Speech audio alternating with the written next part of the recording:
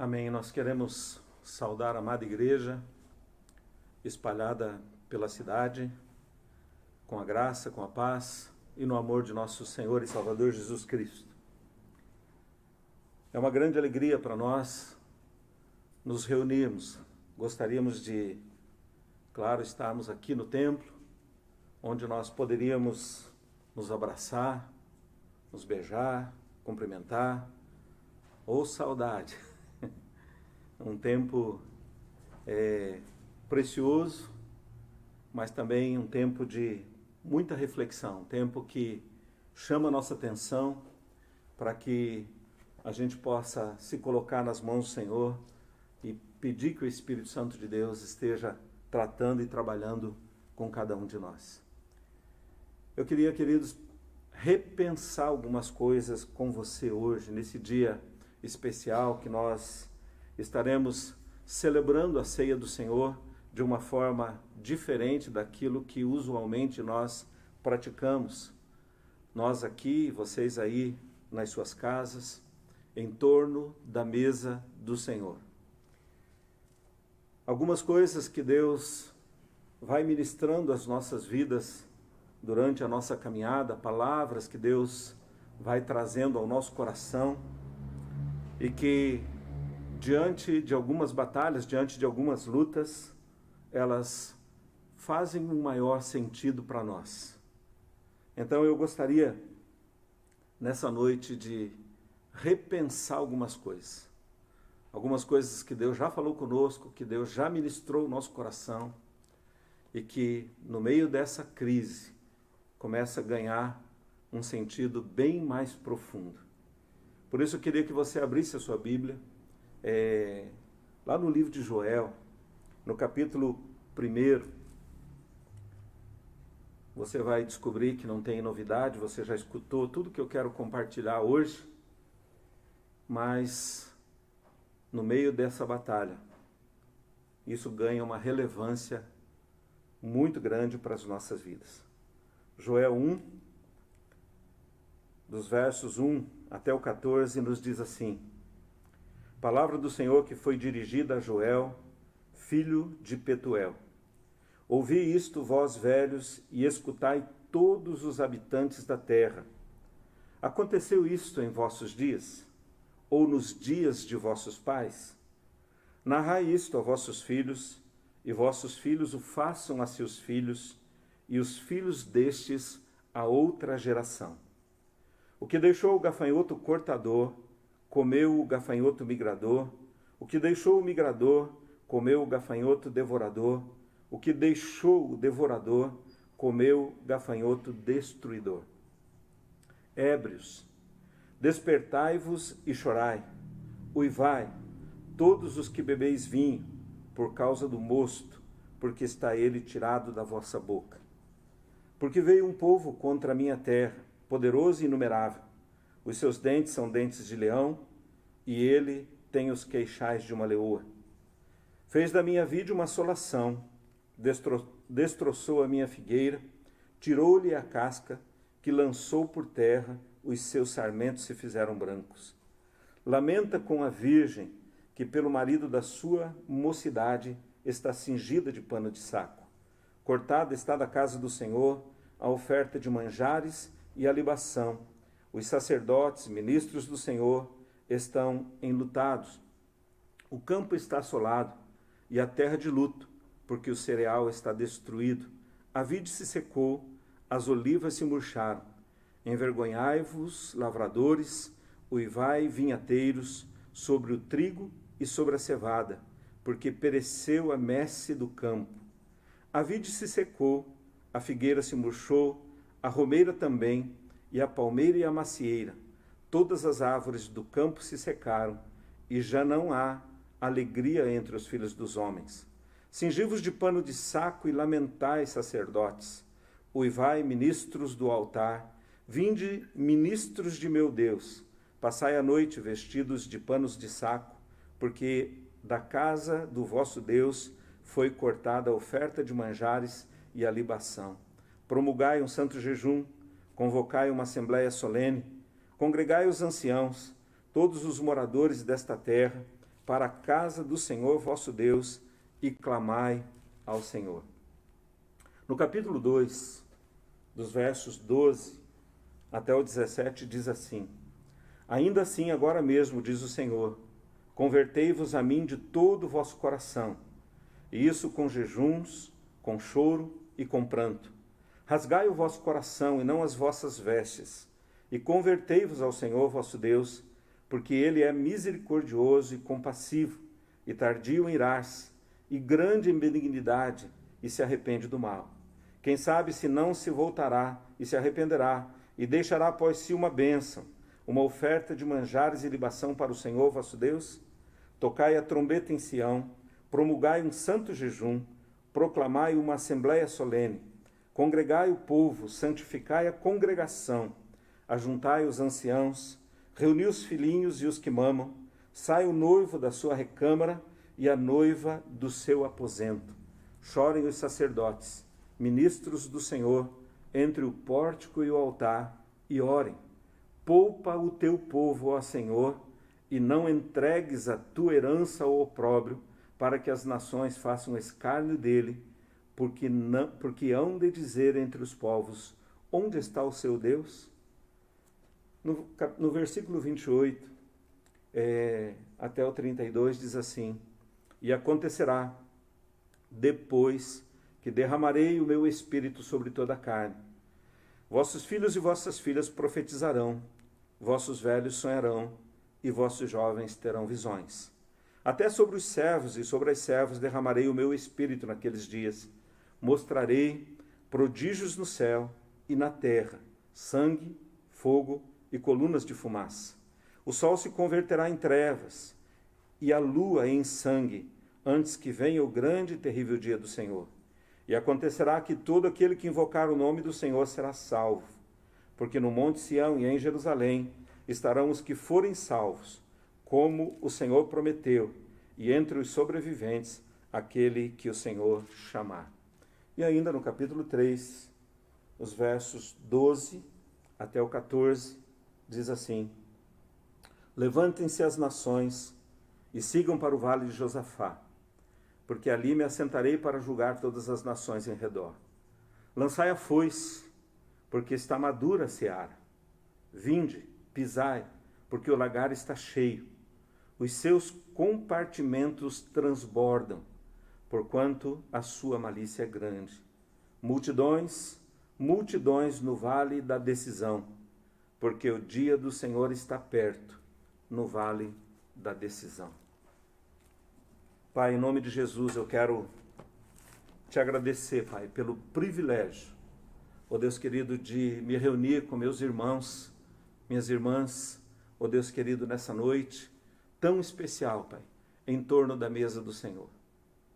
Nesse tempo tão atribulado, tão cheio de ameaças, tão cheios de informações, Pai querido, nós queremos, ó Deus, inclinar o nosso coração para o Senhor, Pai, para ouvir a voz do Teu Espírito, Pai querido, que nos guia em toda e qualquer situação. Nós queremos derramar as nossas vidas e pedir, Pai, vem, Espírito Santo de Deus, vem sobre a minha vida, vem sobre nós que estamos aqui neste templo, vem sobre a casa de meus irmãos e irmãs, ó Deus querido, que não haja ninguém, ó Deus querido, na família, ó Deus querido, que não receba do Senhor um toque, que não receba do Senhor, Pai querido, ó Deus, a unção que vem do alto, e que o Senhor possa transformar, Pai querido, toda a luta que nós estamos atravessando, Pai querido, ó Deus, num grande movimento do Teu Espírito, ó Deus querido, em nosso tempo. Unge as nossas vidas, Pai, nos abençoe, Pai. Eu preciso da Tua unção, ó Deus querido, meus irmãos precisam dela também, ó Deus, agora nas suas casas, ó Deus, que privilégio poder nos assentar em casa para ouvir a Tua palavra. Mas eu sei, Pai querido, que também é um lugar de grande distração, Pai. Por isso, leva cativo o nosso pensamento a Ti. Leva cativo, Pai querido, ó Deus, o nosso coração, Pai, para que nada traia a nossa atenção e o nosso coração se volte, ó Deus, totalmente para o Senhor. Para que, ao terminar essa crise, Pai, ó Deus, nós saiamos, ó Deus, dela melhores do que quando nós entramos. Saiamos dela cheios do Teu Espírito. Saiamos dela revestidos de uma ousadia, de uma intrepidez, de uma coragem, ó Deus querido, jamais vista, ó Deus querido, pela tua igreja em nosso tempo. Em nome de Jesus. Amém. Amados, como eu disse, tudo que eu gostaria de compartilhar contigo nessa noite não é nada novo, mas é extremamente importante e relevante para as nossas vidas. Eu particularmente creio que a palavra de Deus revelada através do profeta Joel, ela é importantíssima para o momento crucial em que nós estamos vivendo em nação, no mundo todo, e de uma forma muito especial para as famílias, que por alguma razão, por decretos, por leis, por circunstâncias, estão obrigados a ficarem em suas casas. Então eu creio que é um ambiente propício para que nós possamos desfrutar dessa palavra em toda a sua plenitude. Eu creio que Joel foi um homem de grande discernimento espiritual. Ele conseguiu perceber de forma adequada o que estava acontecendo no seu tempo, no seu momento.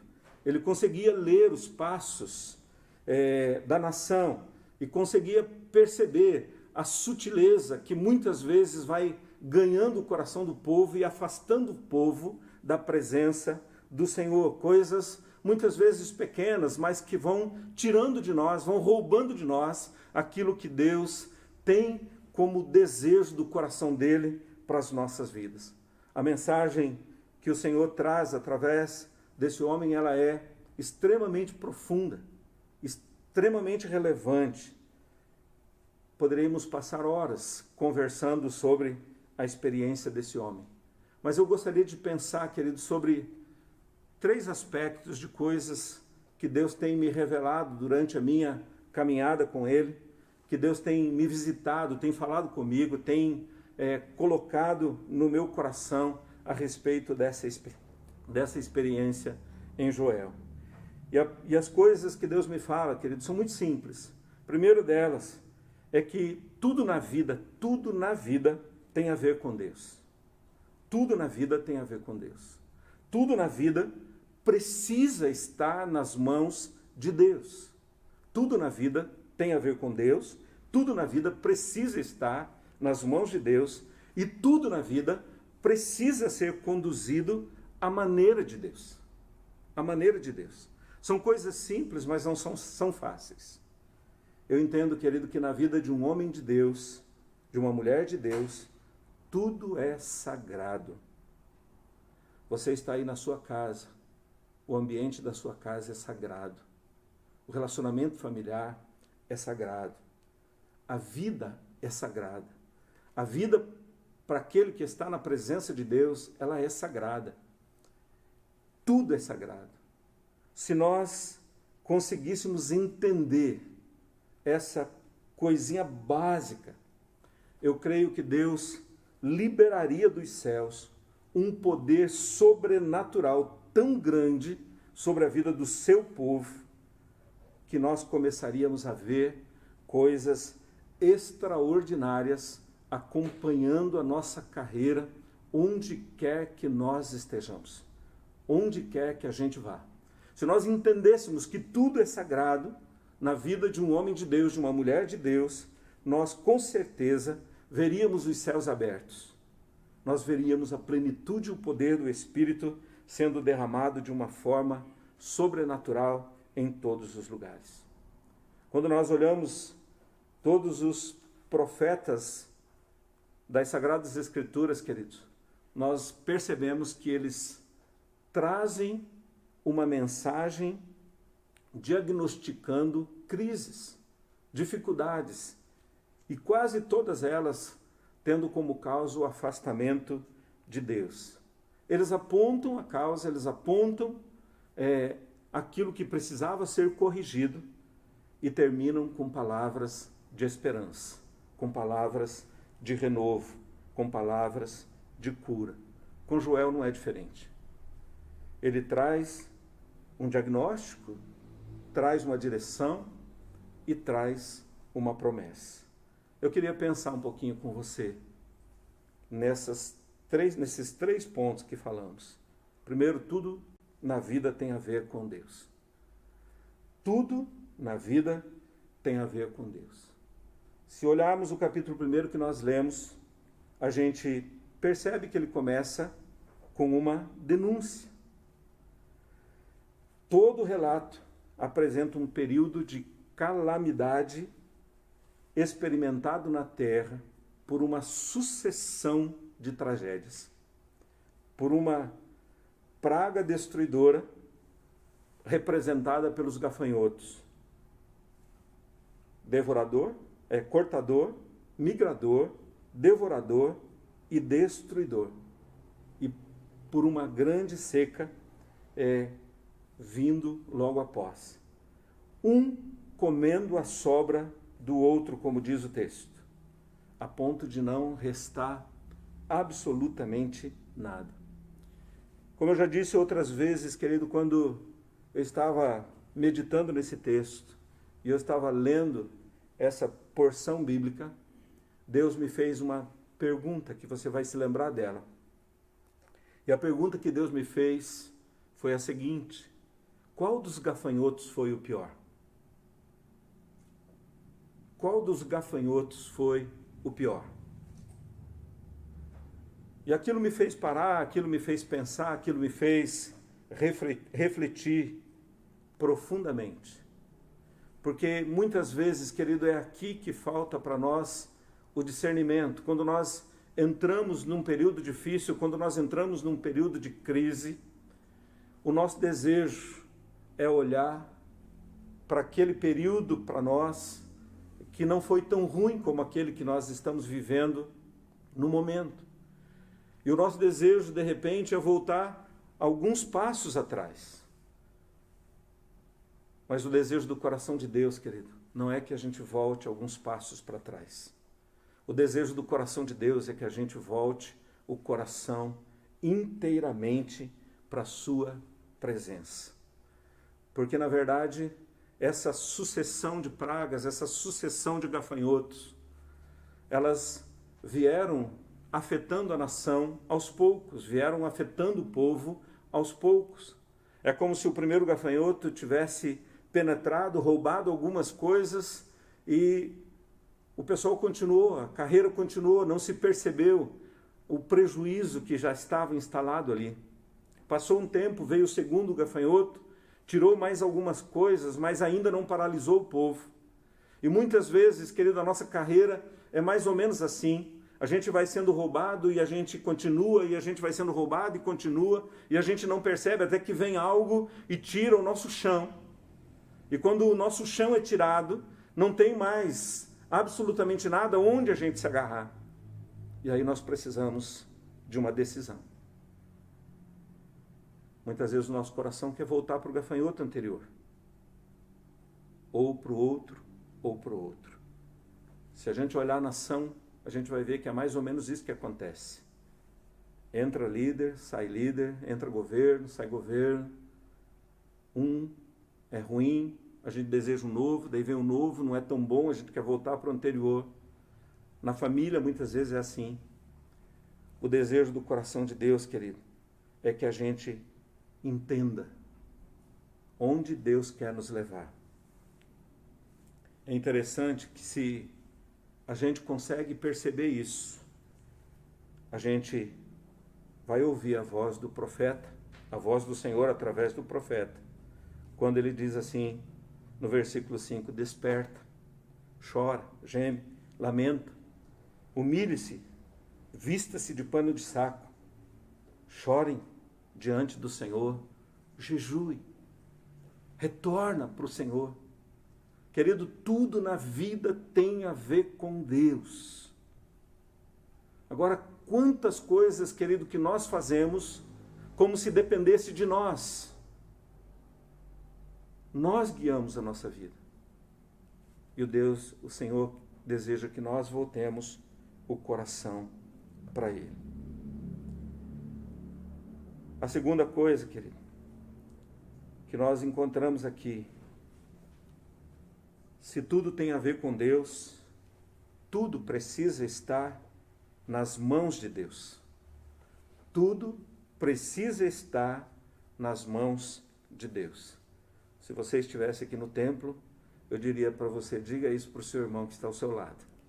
Tudo precisa estar nas mãos do Senhor.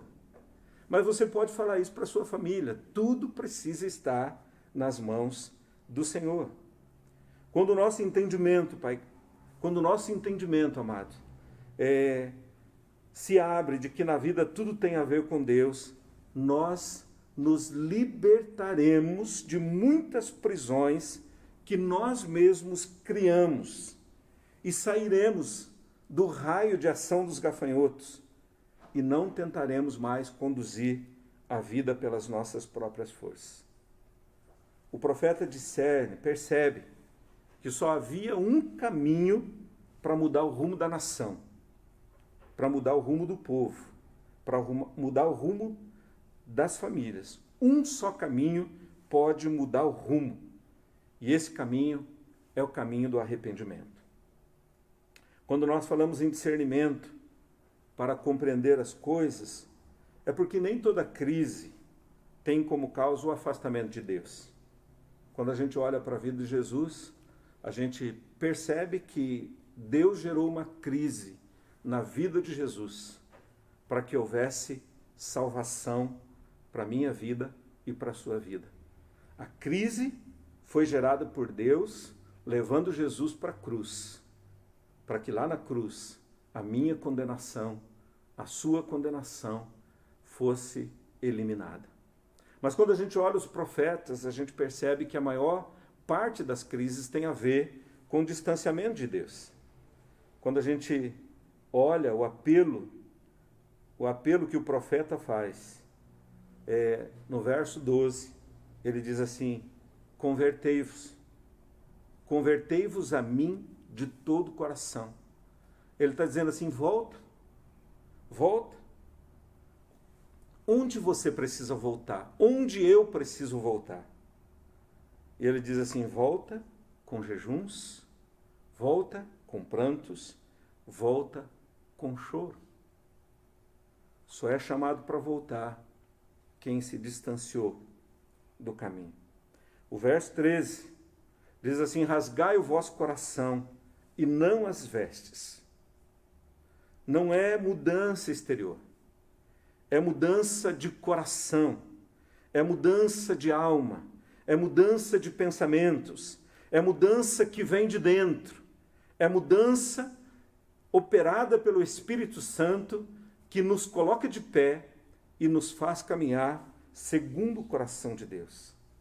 Às vezes, nós queremos ver os outros rasgando o coração, mas Deus chama você, me chama, nos chama, para nos apresentarmos e rasgarmos o nosso coração diante dele. Versículo 13 diz, convertei-vos ao Senhor. Ele é misericordioso e compassivo, tardio em irar-se, grande amor e se arrepende do mal. É necessário, amados, entender que tudo tem a ver com Deus. E tudo precisa estar nas mãos de Deus. Se essa compreensão já entrou no teu coração, já penetrou na tua mente, então faz aquilo que Joel está orientando aqui. Ele diz no versículo 15, santifica um jejum, separa um tempo com Deus, esse tempo que Deus está nos dando, não é só para a gente se livrar da enfermidade, né? Porque se nós estivéssemos sem necessidade de conserto nenhum, né, a gente poderia dizer como Paulo, para mim o morrer é lucro, o estar com Cristo é a melhor coisa. Mas eu penso, querido, e creio que Deus está nos dando a oportunidade de sermos restaurados para que o mundo todo possa ser salvo e possa experimentar o poder do Senhor de uma forma gloriosa. Ele diz, ajunta o povo, agora não podemos ajuntar, né? Mas estamos juntos, nós aqui, vocês aí, e nós podemos juntos, né, se santificar na presença do Senhor. Ele pega todas as classes, todas as esferas, todas as idades, todos os ministros e diz assim: volte para o Senhor. O profeta discerne que o caminho para a mudança era o arrependimento. Atos 3,19 diz assim: arrependei-vos e convertei-vos, voltai, para que venham os tempos de refrigério pela presença do Senhor e sejam anulados então os vossos pecados. Eu gosto muito desse texto, querido, porque ele sempre me faz lembrar de um episódio da minha carreira,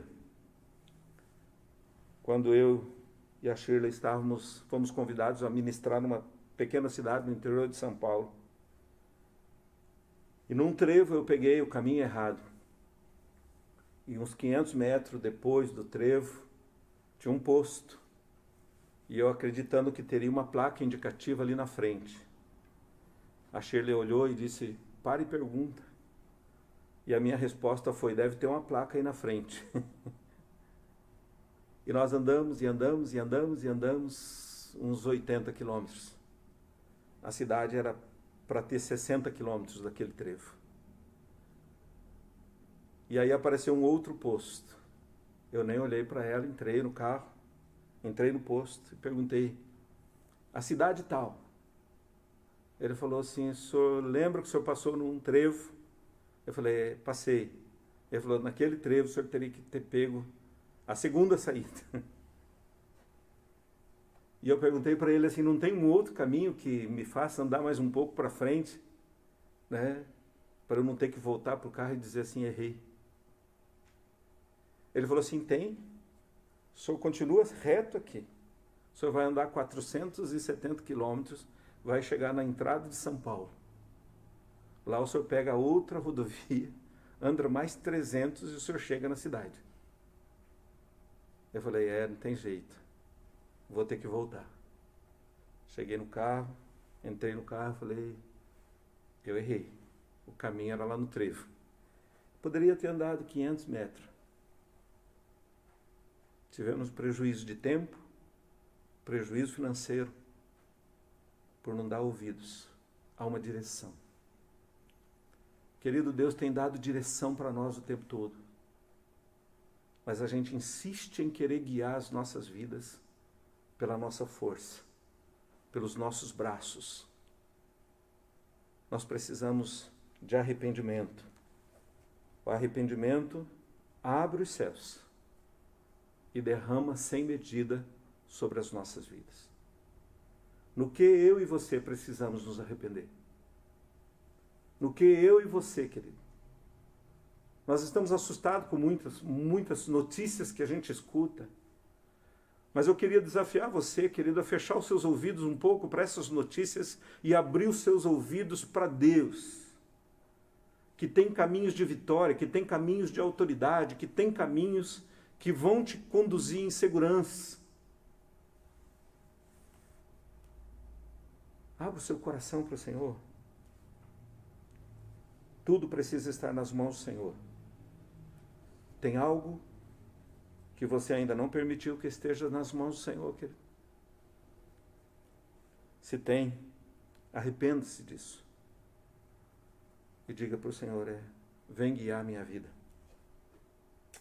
A última coisa, antes de nós participarmos da mesa do Senhor: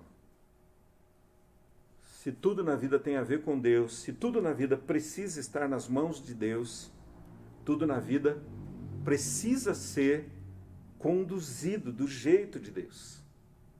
Do jeito de Deus. O arrependimento abre as portas para que Deus conduza a nossa vida como Ele mesmo deseja. O apóstolo Paulo, em 2 Coríntios 12, versículos de 7 a 10, revela-nos essa verdade. Ele diz o seguinte: quando estou forte, aí é que estou fraco. Quando estou fraco, aí é que sou forte. Quando me deixo guiar pelo Senhor, aí é que sou forte. Se nos deixarmos conduzir pelo Senhor, querido, nós inevitavelmente, mesmo no meio de toda luta, no meio de toda crise, nós desfrutaremos de algumas dádivas de tal forma, né, que nada nos faltará. Quando a gente olha o texto, no capítulo 2, a gente vê que as promessas de Deus, elas alcançam duas dimensões da nossa vida. A primeira tem a ver com o desejo dele de derramar do Espírito sobre toda a carne. O texto diz assim: derramarei do meu Espírito sobre toda a carne. Imagina, querido, essa promessa se cumprindo na sua vida, se cumprindo na sua família, se cumprindo no seu local de trabalho, se cumprindo no seu ministério, se cumprindo na sua célula.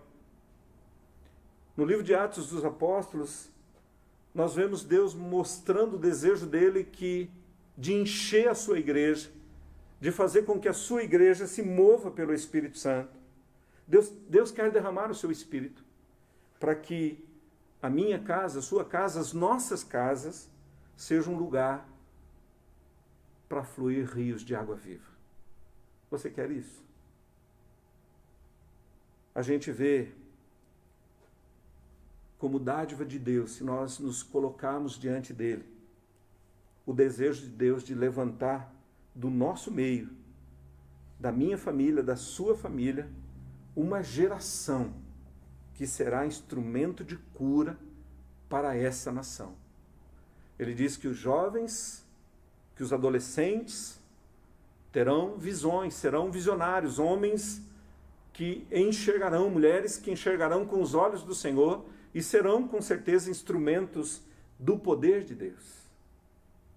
Ele fala dos anciãos, não apenas como uma geração nostálgica. Eu penso, queridos, que se você prestou atenção lá no início do capítulo, o texto diz assim: ouvi vós, velhos, e todos os habitantes da terra. Os velhos foram os que viram todas as tragédias, uma sucessão de tragédias. E provavelmente esses homens perderam a capacidade de sonhar. Foram feridos uma vez, duas, três, quatro. E com certeza a capacidade de sonhar foi arrancada deles. Mas eu vejo Deus dizendo: se você voltar o teu coração para mim, eu devolverei para você também a capacidade de sonhar os meus sonhos, de sonhar de novo, de sonhar com a restauração, de sonhar com o poder manifesto, de sonhar com a vida de Deus sendo derramada sobre a terra. Eu ouço muita gente que já adquiriu uma certa idade dizendo assim: não tem jeito mais para a terra. Está tudo perdido. Queridos, Deus quer devolver para você a capacidade de sonhar. Deus quer encher os servos e as servas. O desejo de Deus é que ninguém caminhe sem o Espírito Santo. O desejo de Deus é que ninguém caminhe sem o Espírito Santo. Qual o resultado prático disso? Eu penso, queridos, que capítulo 2, versículo 30 diz assim: mostrarei prodígios nos céus e na terra. Um povo cheio do Espírito Santo, onde todos estarão cheios do Espírito Santo, haverá um mover sobrenatural de Deus. Marcos 16, 17, quando nos envia, ele diz assim: esses sinais hão de acompanhar aqueles que creem. Em meu nome expelirão demônios, falarão novas línguas, pegarão em serpentes, se beberem alguma coisa mortífera, não lhes fará mal. Se impuserem as mãos sobre os enfermos, eles ficarão curados. Deus deseja levantar o povo dele na plenitude do Espírito, para que esse povo, por onde quer que passe, seja um porta-voz, um embaixador de Deus, com autoridade profética, para impor as mãos, para libertar, para curar, para restaurar, para fazer nova todas as coisas. O resultado prático: sinais, prodígios e maravilhas nos céus e na terra. Resultado prático, versículo 32. Eu entendo que é um grande avivamento, um grande avanço missionário. Um povo cheio do Espírito Santo abre a possibilidade que todas as pessoas possam clamar ao Senhor, possam se aproximar do Senhor e experimentar o poder do Senhor, poder de salvação do Senhor. O primeiro nível das bênçãos que Deus deseja restaurar tem a ver com a plenitude do Espírito Santo. E o segundo, querido, eu entendo que tem a ver com a provisão dele. É importante que entendermos que estas não precedem aquelas. A gente precisa buscar a plenitude. Depois a gente vai ser cheio. Depois a gente vai ser satisfeito. A tendência do nosso coração sempre é ter para poder fazer alguma coisa. Mas Deus quer que a gente tenha Ele. Porque tendo ao Senhor, a gente tem todas as coisas. Eu me lembro de uma experiência e eu quero terminar com isso. Quando eu estava na igreja anterior, chegou um jovem pedindo ajuda. E ele se colocou no muro, na grade da frente, e ele estava com 1 litro de cachaça na mão, e ele tentou esconder aquela cachaça nas plantas que tinham ao lado daquela grade. E da minha janela eu percebi aquilo e falei para a secretária deixar aquele moço entrar. E quando aquele moço entrou, ele se colocou na porta da minha sala e ele disse assim: pastor, eu só quero um prato de comida. Se o senhor tem para me dar, diga logo. Se o senhor não tem, diga também que eu vou procurar em outra casa. E eu falei para ele: senta aqui, eu quero conversar contigo um pouquinho. E eu passei um tempo conversando com ele, oferecendo para ele a vida, oferecendo Jesus, oferecendo a possibilidade de tirá-lo daquela condição. De repente, depois de uma meia hora de conversa, ele pulou do sofá, dizendo assim: pastor, eu só quero um prato de comida. O senhor tem para me dar? Se o senhor não tem, diga logo, que eu vou procurar em outra casa. E ele saiu da minha sala e foi embora. E o meu coração foi tomado de uma tristeza muito grande. E eu disse para Deus: Deus, eu estava oferecendo a vida para ele. E Deus me disse algo, querido. Deus me lembrou de Mateus 11, 27.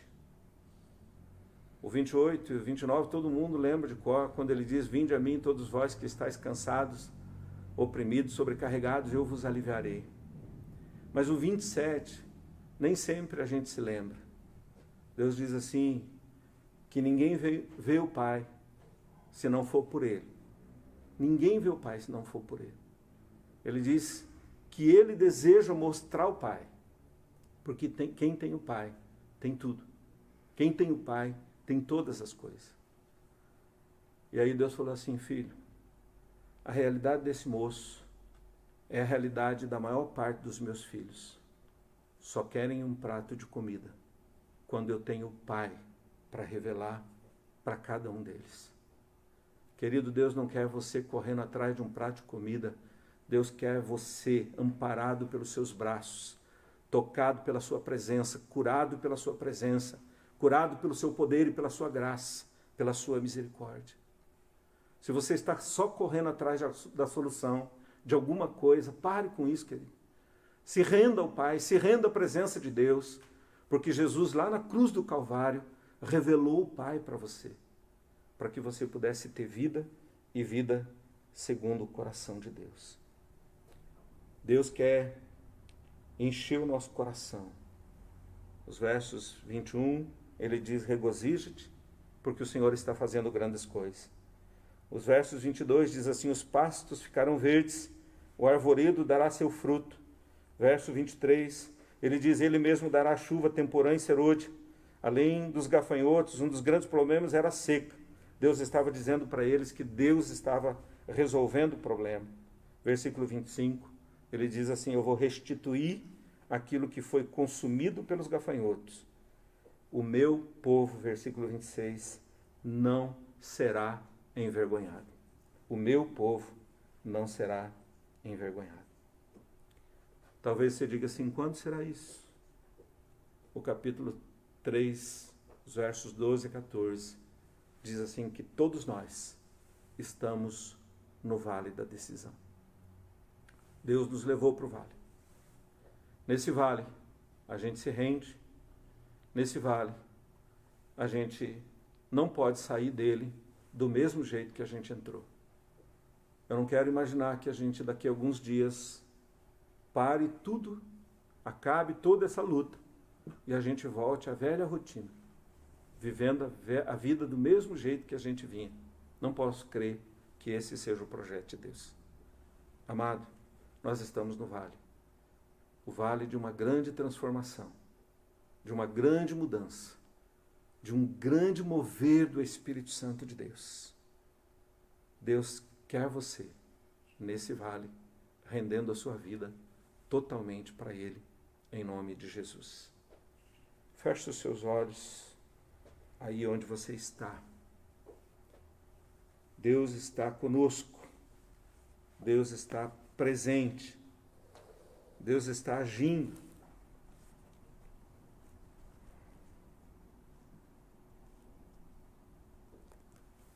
No meio dessa luta, no meio dessa crise, eu quero dizer para você, querido, que algo novo Deus está por fazer a esse povo, a quem muito quer bem. Deus nos chamou, e o apóstolo Paulo nos lembra, que aquele que não poupou seu único filho, antes o entregou por amor às nossas vidas, certamente dará juntamente com ele todas as demais coisas. Nós vamos participar da mesa do Senhor, mas antes eu queria que você tivesse um tempo com Deus, você e Deus.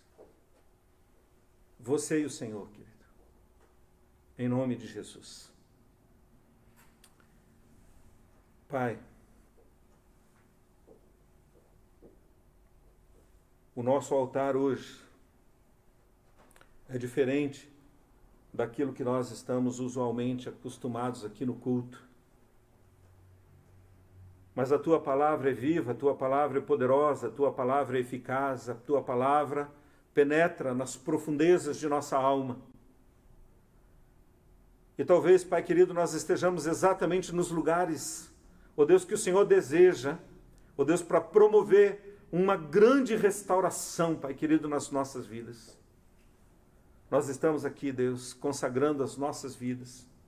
Ó Deus querido, vem, Espírito Santo de Deus, vem sobre a minha vida, vem sobre a minha família, vem sobre, ó Deus, as nossas famílias, ó Deus querido, e restaura, Pai querido, ó Deus, perdoa-nos quando nós tentamos guiar as coisas do nosso jeito, quando nós tentamos caminhar, Pai querido, confiado naquilo que nós construímos, quando nós tentamos, Pai querido, ó Deus querido, firmar a nossa segurança naquilo que nós estabelecemos como alicerce, Pai querido, e nós queremos, Deus, declarar nessa noite, ó Deus querido, que a nossa segurança é o Senhor, ó Deus querido, que a verdadeira proteção, Pai querido, contra qualquer nível, qualquer praga ou qualquer coisa que possa acontecer na face da terra, ó Deus querido, é o Senhor, Pai querido, e nós queremos consagrar as nossas vidas diante do Senhor. Vem, Espírito Santo de Deus, batiza as famílias com Teu Espírito Santo, batiza os pais, as mães, os filhos, os avós, batiza os netos, ó Deus querido, que haja uma grande, ó Deus, transformação, Pai querido, ó Deus, em nossas casas. Ó Deus, o diabo tem cirandado nos lares, tem semeado discórdia, tem semeado valores estranhos, Pai querido, mas nós clamamos, Pai querido, nessa noite, vem Espírito Santo de Deus e ajusta, Pai, o nosso foco. Ó Deus querido, ajusta a nossa vida. Não queremos, Pai querido, ó Deus querido, caminhar, Pai querido, e pelas decepções que a vida oferece, ó Deus querido, sermos, Pai, um poço de amargura.